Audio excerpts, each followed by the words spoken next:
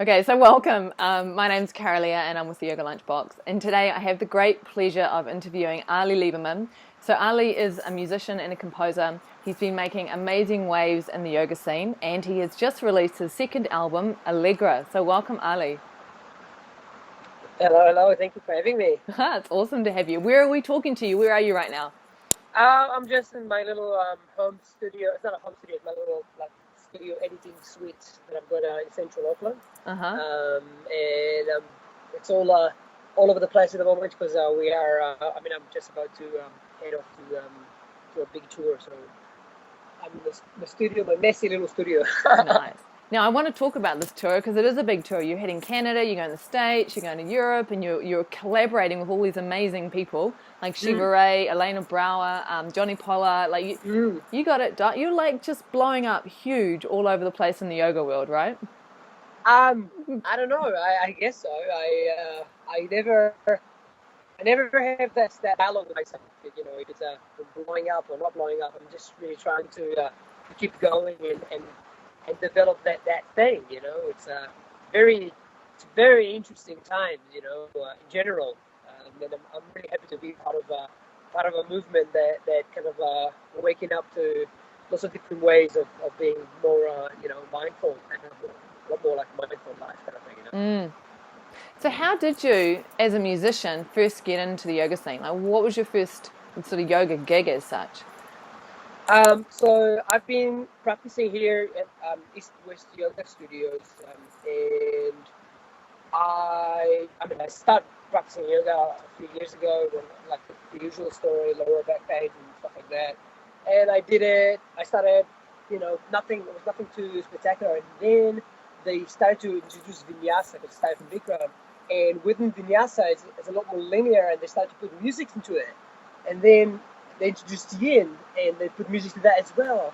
And the owner, Nikki Harris, she asked me, Ali, maybe you can play in one of the classes. And I played, and it was really cool because I have used a lot of my, techniques, improvisational techniques, and ambient sounds that I've been developing for the last years. Um, and I brought it all into this very calm and kind of elastic medium of me just creating those soundscape that you know allow the teacher and the people in the class in the space to, it fills up the gaps, and makes you not really thinking about anything. It just keeps the mood within the room. um, Mm. and if the teacher is inspired and I'm inspired, and everybody in the room are, it creates this amazing magic. And it, what happened in the first class maybe 2 years ago.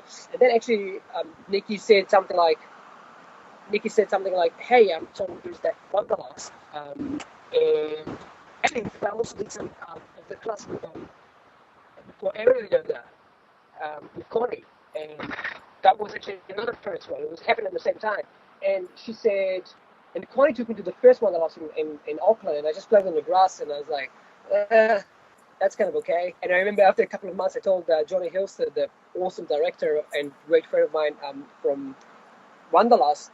I told him, I saw him on the studio, and we didn't really know each other. I told him, "Hey, Johnny, next year we'll be on the main stage," like very, very cheeky. Um, and he said, "Yeah, yeah, right. Who do you think you are?" He didn't say it, but that's how he looked at me. Like, "Oh, who's this guy?" Um, and then I approached them again. I went with Nikki to do like a 1 year class with her, and then they said, "Yeah, please, let's you can play a few more sets just on your own." Hmm. And things led to another, one thing that led to another, and I found myself also on the stage playing on Ian Finn's class, and Mm. Cameron Shane, and Duncan Peake, um, and it was magical. And I told myself, "Oh my God, there's something here." And all of a sudden, Duncan Peake asked me to come to Cockatoo Island, and with him, just to play for him. And another ambient guitarist he had to pull off from England. And Johnny and Jackie from Wanderlust came to me. It's like, "Hey, can you fill up a few spots?" And that's that was the tipping point where I played in the meditation, and they were like, okay, guys, we need to talk. And out of that, I got approached by a new record label called Marigold Records that specialize in kind of cool ambient music as well as pop music. But the two amazing people that runs it, they're really passionate about good, honest music. And that led obviously to a management deal. And from there, just things just start to spike up. And it's all happening. And, yeah. So that was a really not short way of explaining how this happened. Sorry. But it's a hell of a story, right? Because, yeah. I mean, I was there at Shiva's immersion this year. So, I mean, that's an incredible story, right? So you're leaving Wanderlust, right? You're like on your way home, and what happened? My car was all packed. I was actually waiting for my car to come to the front. Mm-hmm. I said bye to everybody, to Jackie, to everybody. Jackie, for anybody who doesn't know, she's also part of the organizer. She's Johnny's the director, wife, and they're both like a pretty amazing couple that running the Australia, New Zealand one class. And while I was waiting, I saw Shiva. I was like, "Hey, Shiva," and she's like, "Arli, what are you doing?" I'm like, "I'm about to go." And she's like, "Okay, you come with us. We got a retreat, like a teacher training, and you're gonna play." I'm like, really? I mean, I got stuff to do. You know, I was actually just recording. I was recording Allegra at the time. Yeah. And you know, I had like studio booked, and everything was like ready to go. Mm-hmm. And you know, people, and. But it's Shiva, right? And she's pretty big, and it's going to be amazing. And I didn't care how big she was. She just gave me that look that you do that and good things will happen. Yeah. And I wanted to. I felt like if I do this, it would generate some internal growth for me, you know, artistically. And also, I wanted to see what she's actually got to say, not in a festival environment. Different, eh? It's completely different, yeah. You know, this is like to see her. Plus, you know, I mean, because I sit from outside of the picture, you get to see the full picture, and that's my favorite part about this gig. And then after that, she's like, you know, she's got that thing that she says stuff, and it just happens. Like, Ali, we're gonna play again, you know, and maybe in the US, maybe anywhere, you know, we'll just do some stuff. We'll just make stuff happen. And we were like texting each other like crazy after, and we did this teacher training that you were there, and it was great to hang out with you over there. And it was special for me. I don't know about you. It was very special, a very powerful experience. You know, sitting with her as well and figuring out exactly what it is that she wants. And she's very crafted human being. And I've got a huge admiration for people that stick into the craft and keep evolving, and that's the main reason I wanted to go there.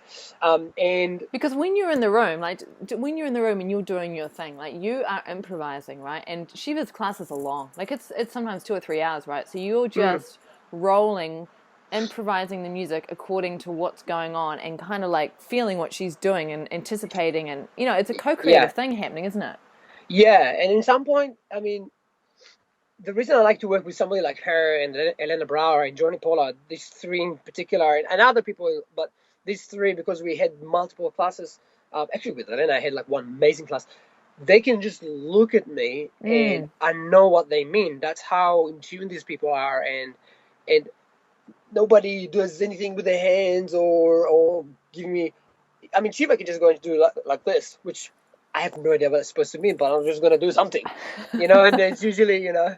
It usually creates the right result, but yeah, the improvisational part of it it's quite exhausting, because in a way you need to say musically lots of profound things, and everything that comes out of the speakers need to be there correctly and nicely, and you need to just listen to the energy, listen to the vibe in the room, and I never. Again, I'm really trying not to have any conversation in my head of is this good, is this bad, what am I gonna do, what's going on now? Because that's when things will start to turn into shit. That's when I'm like, some teachers, I'm telling them that I will, if they're talking bullshit, I will switch off, because that's a reality. So when you're doing it, you're in a state of yoga, aren't you? Like you're tuning into presence and energy and just allowing. What guides you in the music? Like what is guiding you when you're making the music? Okay, so I just got back from Bali. I had like a few days of it's called Wisdom Retreat with Johnny Pollard. Mm-hmm. Johnny Pollard, amazing Vedic meditation guide that we've touched a few cosmic sonic experiences, and I think what it is finding a way to create a frequencies that vibrate with like another dimension. You can call it cosmos, you can call it however you want. And what I usually do, I feel up the space. I feel like how the space is ringing. What's the reflection of the space? I feel out what's the teacher voice register. What are the notes that he's actually talking in. And see what will be complemented from that. That is straight away gives me plenty to work with. And then I will lay down with all my ambient tools. I will lay down a very elastic drone that I can just put it there for like a few minutes, and it would just fill up the space really nicely. And then on top of that, I will find like a melody lines that works nicely with what the teachers are saying. Nobody can ever really think about it, but people are feeling it. And then on top of that, I'm starting to orbiting some chord cycles and bass lines, and then I will come and improvise on top and remove stuff and keep the improvising, So it's a really fun way of creating. And all I'm channeling is basically the game of as a cosmic frequency game. The cosmic frequency game. Yeah. But I mean, you make it sound so easy, but like you say, you're working on multiple levels with lots of different loops, and it sounds to like the uneducated ear like you've got all these backing tracks, but you're actually making all this sound in the moment, layering it in then and there, aren't you? Funny that you say it. I just uploaded a video yesterday that talks about that, and I demonstrate how I do it because in the beginning when I did the yoga thing, especially the yoga thing, because you're not watching me doing it. But people keep coming to me and said like, "Hey, that was great, but where's the backing tracks from? We're gonna get the backing tracks." I'm like, "There is no backing tracks. I'm making it right here, right now." In the beginning, I was like, "Oh, guys," but then I kind of told myself, "Oh, I should take it as a compliment for the uneducated ear." So yeah, it's just. I guess I actually don't care about what people think. I'm just, as long as people are having a great time while they're experiencing it, or not a great time, or they're feeling something, I know I did my job. So let's talk about the second album, Yes. Allegra. So Allegra. your first album, how do you pronounce it? Fata Morgana? Fata Morgana. Fata Morgana? Yeah, you nailed it. Yeah, nice. Fata Morgana. Yeah. So that one, describe that one in a nutshell for those that may not have listened to it yet. Okay, so first of all, I mean the Fata Morgana album. This is my first ambient album. I've done like another solo album, which took like a bunch of amazing musicians and played and had a good time. And then that would be like the first Marigold Records the label album. And the Fata Morgana in a nutshell is basically after the Wanderlust experiences, I wanted to just replicate some of what I created there, and which was. Again, it's this guitar ecosystem. It's all made of guitars, those albums, both albums. And the Fata Morgana, I chose deliberately to create some really light and gentle and uplifting and very nice, easygoing tracks. Some of it some of it is more meditative, some of it is more you can flow to, but you can do yin to. But I really wanted to do something that soothing, makes you feel good. No interference with the monkey mind. And I told myself that most families, when they're starting to have like more than one kid, usually the second kid is the challenge, is the lesson. Right. And I kind of naturally, I really wanted to experiment with the naughty boy, and so I wanted to find like the opposite. We're talking about Allegra now. The opposite of Fata Morgana, and I always wanted to do dark stuff, and I always wanted to demonstrate darkness in a light way. Okay. Okay. I mean, we every day we're having dark. When the sun is gone, it's dark. You're closing your eyes, it's dark. So we've been educated, especially in our Western culture, that dark is an extremely bad thing.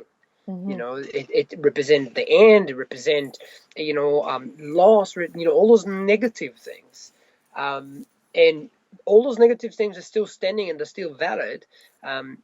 It's just that I think once we're coming in peace with the darkness, it can't rule us and can't control us and can't make us something that we don't want to be. And I that was the main idea of that. And most of the songs there are pretty the dark, but I think we can you can cope with it. A part of one song, the closing track of the album, is the only track that I deliberately did it so it won't go to any yoga purposes. This is I'm sending it to the next goals, which is to get into movie scores and all this and that. And the song called Paris, and I did it like in the morning of the Paris shooting, actually. So you deliberately which is a very dark subject. Yeah, but so you deliberately made a track in such a way that you're like, no one will be able to use this in a yoga class. Is that what you're saying? I didn't.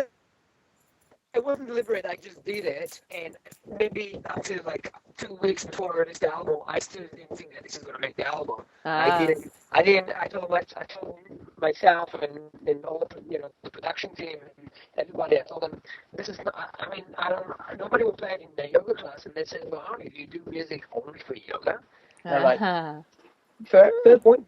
Yeah. This stuff can go anywhere. And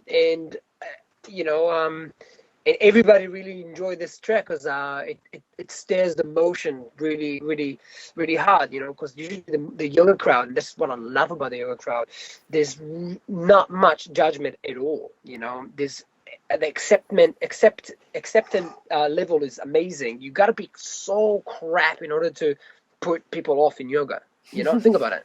I'm not taking anything away. This is the state that we're in when we do yoga. Even if we're like in pain and we're doing posture that physically hurting us, emotionally staring us, we're going there because we want to. Especially in those mass classes and everything, you were there because you want to. Nobody makes you to go there. And there's a huge amount of willingness and positivity in those events. But for people that don't practice yoga or anything to do with the mind or inwards, any type of inwards practice, it takes them a lot longer to connect to a place that is emotional and accepted. So those dark tracks are catered for these people as well, that to connect straight away into this, So if I had a friend that is a yoga teacher in Melbourne that he really likes the first one, and then he wrote me about the second one. It's like, dude, I love it, but it's so dark. I can't use all of the songs. What am I going to do? I'm like, good. I don't know. Just use a few. Do your own playlist from both of them, or don't use it at all. This is all good. That's awesome. All right, so you have this massive tour coming up. Yes. What's the most exciting thing about it? Because it's huge. You're like in Canada with Shiva, and then you're in the States with Shiva and Elana Brower, and then you're in Europe. Wow. I don't know. I mean, for me, the most exciting thing is that it's happening, and we just, I'm still writing the tour book because it's so big, and we're looking at lots of dates. It's around about 30 shows. Yeah. Which is quite a big gulp, and that's not include a few things that need to get confirmed in Israel as well, which will happen there. And then after that, I've got a couple of more weeks with a different band that I'm going to do in England after that as well. And then we'll top it with Wanderlust Sunshine Coast, and that will be like the end of October. Now we'll have like a month off in November, I hope. Unless I go into like another gig that is not confirmed. I think the most exciting thing is definitely Shiva in Squaw Valley, which is the biggest Wanderlust. It's the first Wanderlust, and the Elena Brower a mass class. We're gonna do a class with like 800 people. Yeah. And working with Elena, and because again I'm in close touch with Elena as well. We had a connection in Australia when we played like straight away. We hung up before and after, and she's a real special human being as well. Very, upward. She's on a incline as well. She's on a massive spike as well. So those things I'm really looking forward to. Another really highlight that I think is going to be awesome. I'm going to Denver, Colorado, and there's a few kind of yoga classes / art shows that I'm going to do there in like an art galleries, and I'm going to do more of my stuff, more like the only music without the yoga. In like music venues that do like electronic music, but also ambient music. So I'm really excited about dipping into the crowd that is just an ambient crowd, which I haven't found much of it here in New Zealand just yet. Yeah, it's not quite big enough, is it, to have that kind of vibe? No, I mean, New Zealanders are great, and it's just it comes down again to numbers, to the number of people, and it's. I mean, I'm now, I'm doing my album release show this Saturday, and we are now. I mean, I think this is going to be like after this week, anyways. But I'm doing it this week, and it's really hard to sell those shows, and it's going to be like amazing things going to happen in that show. But again, it's very hard,